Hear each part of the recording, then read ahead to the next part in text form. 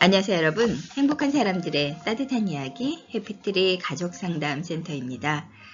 오늘 여러분과 함께 태교 이야기를 해보려고 하는데요. 스트레스 테스트라는 제목으로 여러분과 함께 알아보려고 합니다. 미국의 맥커빈 박사는 18세에서 40세의 건강한 초임신부들을 대상으로 임신 중에 어려운 수학 문제를 풀게 해보았다고 합니다. 문제를 풀면서 임산부의 십장 박동수, 그리고 수축기 혈압과 이완기 혈압을 모두 측정했는데요. 그 결과 문제를 풀 때 심장 박동수는 물론이거니와 혈압이 모두 증가했다 그래요. 특히 이완기 혈압이 크게 증가하는 경우에는 태어난 아이들 중에 체중이 미달되는 경우가 있다는 것이 증명됐다고 합니다. 이완기 혈압이라는 것은 심장 근육의 수축, 이완기 중에서 이완기의 축전대 혈압으로서 낮은 혈압을 뜻한다고 합니다. 이러한 이완기 혈압이 증가한다는 것은 혈관 수축 정도가 많다는 것이고요. 혈관 수축이 장기적으로 나타나면 태아에게 전달되는 혈액의 양이 줄어들어서 결국 체중이 미달되는 아기로 태어난다는 겁니다.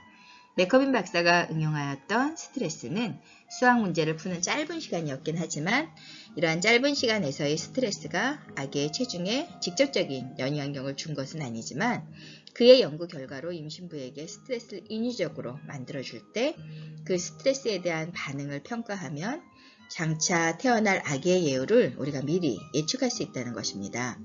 이것은 임상의학에서 상당히 중요한 개념으로서 각종 영역에서 이러한 인위적인 검사가 있을 수 있다고 합니다. 위의 스트레스는 수학 문제를 푼다는 정신적인 스트레스이고 물리적인 스트레스에 대해서 우리가 알아보면은 임신 중에 태아의 예후를 측정하는 검사로서 스트레스 테스트라는 것이 있다고 합니다. 이 검사는 자궁수축이라는 물리적인 스트레스를 임신부에게 주어서 태아의 심장박동 변화를 관찰하는 검사라고 그래요. 산부인과에서는 상당히 중요한 검사로 인정되고 있고요. 이 검사를 구체적으로 설명하면 자궁수축이 있는 후에 태아 심박동의 감소 여부를 보는 것이라고 합니다. 자궁수축 후에 태아 심장박동수가 감소한다면 그것은 태반을 통과하는 혈액의 양이 감소된 것으로 평가할 수 있는데요. 일반적으로 그 태아의 예후는 불량하다고 예측할 수 있다고 합니다. 실제로 이러한 태아들은 태어난 후에 상태가 나쁠 뿐만 아니라 각종 질환에 시달리는 빈도가 그렇지 않은 아기보다 높았다고 합니다. 그런데 이러한 검사는 말 그대로 태아에게 스트레스를 주는 검사이기 때문에 꼭 필요한 경우에만 실시해야 하며 간혹 검사 중에 합병증으로 조산통이 생기기도 한다는 겁니다. 따라서 임신부가 스트레스를 가진다는 것은 이렇게 부담스러운 스트레스 테스트를 태아가 계속하는 것과 마찬가지인 거가 됩니다. 따라서 태아에게 언젠가는 합병증이 나타나게 마련이라는 거죠. 이렇게 스트레스는 태아에게 직접 또는 간접적인 영향을 주고 결국 태아에게 나쁜 영향을 미치게 된다는 겁니다. 스트레스와 관련된 많은 연구 중에서도 최근에 미국의 랜스 버기스 박사는 정신적 또는 사회적으로 스트레스가 많은 일에 시달릴 경우 임신성 고혈압의 증가함을 발표했습니다.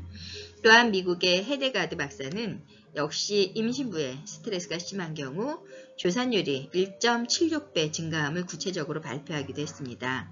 스웨덴의 포르데 박사도 임신부의 정신, 사회적인 상태와 조산 및 신생아 체중과의 관계를 연구한 바 있다고 합니다. 임신 초기와 말기에 각각 정신적, 사회적 상태를 평가하였는데요. 정신사회적으로 어려운 여성, 즉 나이가 어리고 교육 정도가 낮았던 여성들은 임신 중에 더욱 많은 스트레스에 시달리게 되었다고 합니다.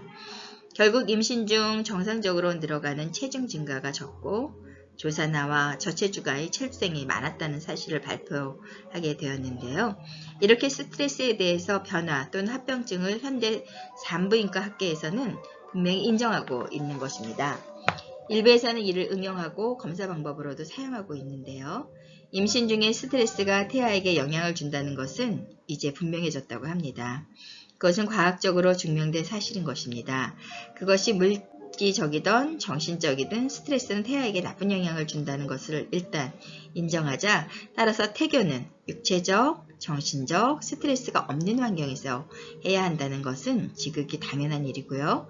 임신부 주위의 환경, 그리고 임신부의 가정, 임신부가 근무하는 직장, 그리고 임신부 주위의 모든 사람들이 태교를 중요하게 다뤄야 하는 이유가 여기 있다고 합니다.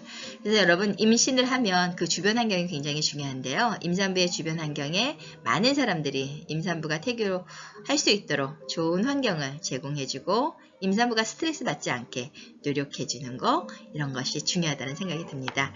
오늘 태교 이야기 여기까지 하고 마치겠습니다. 안녕히 계세요. 최선희 박사였습니다.